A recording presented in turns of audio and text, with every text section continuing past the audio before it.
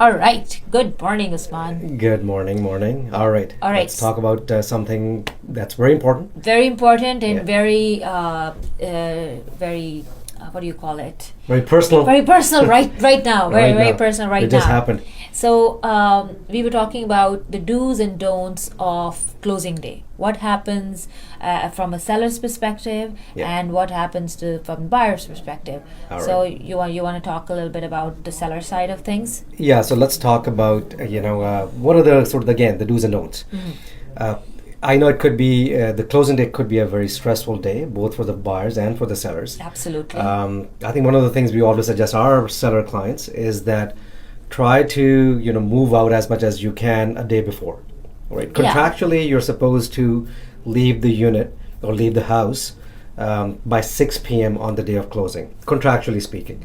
But again, it is a high stress day.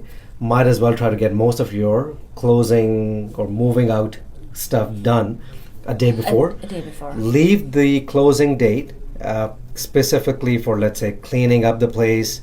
Let's say if there are any contractual obligation that you had to fulfill, for example, filling up, wall holes and Carpet cleaning, carpet cleaning. There you go. whatever. Exactly, things. exactly. A few little things are in there that need to be taken care of.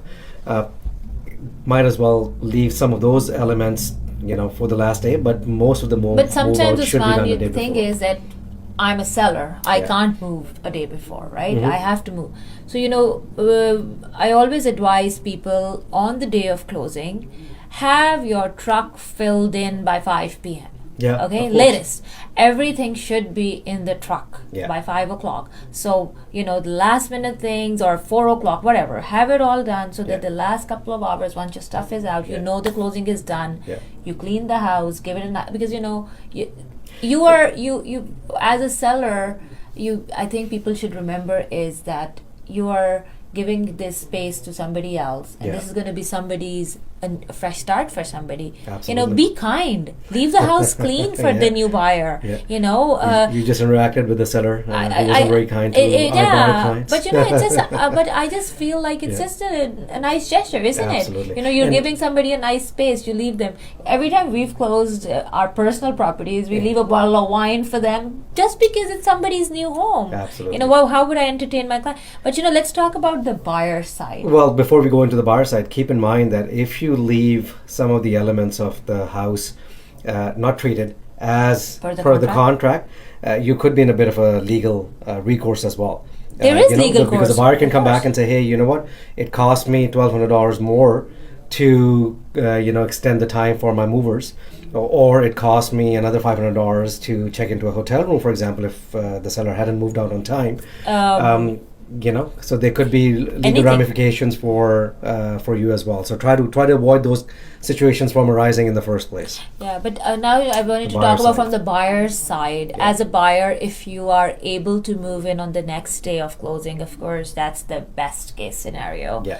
But So the seller move in the day before, and the buyers yeah, move in the day Everybody after. should have- just to give yourself some room. so closing day is just the closing day. So just a closing, you can enjoy it. Enjoy it. For the seller, you welcome hopefully somebody in you welcome and you go somebody in, and there's money in the bank. Hopefully, by the end of the day, Yeah. that you can basically do whatever you need to Yeah. do. And for the buyers, in order to avoid the stress, as you said. If you can do it the next day, Yeah. that's great. But again, as a reminder that as a buyer, you have every right to go into your property after 6 o'clock as per contract. Yeah. And there's a lot of legal recourse around it. A seller needs to understand after 6 p.m. they are trespassing Yeah. on the new buyer's property. Absolutely. And this can get really dirty and nasty. All of this then, Yeah.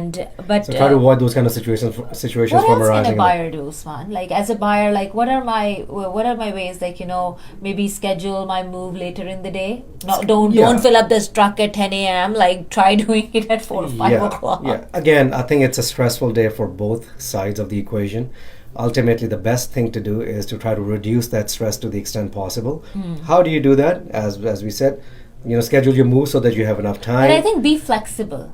That's the most Yeah. important thing. Be flexible for both parties. Like Sometimes it's easier said than done, but I understand. Yeah. But one thing that I feel like, okay, this was the moving part of stuff. But, Yeah. on closing day, I always remind people that, have a little bit of slush fund. Anything can happen from the, the money part of stuff. Like, have a little bit of wiggle room always left that, on the last day, if there's Right. any extra cost that needs to be taken on, be ready for that. Yeah, and stay in touch with your lawyer. Definitely. With your real estate definitely.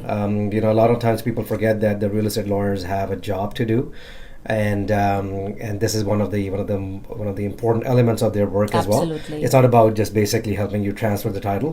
Yeah. They really need to help you, navigate through some of these last minute, stuff that could come That up. could come up. Right. Exactly. So Anyway, so that was let's try to a avoid- very, very, very sensitive topic for me personally right Yeah. now with the recent episode. But I thought it'd be good for us to share this with you.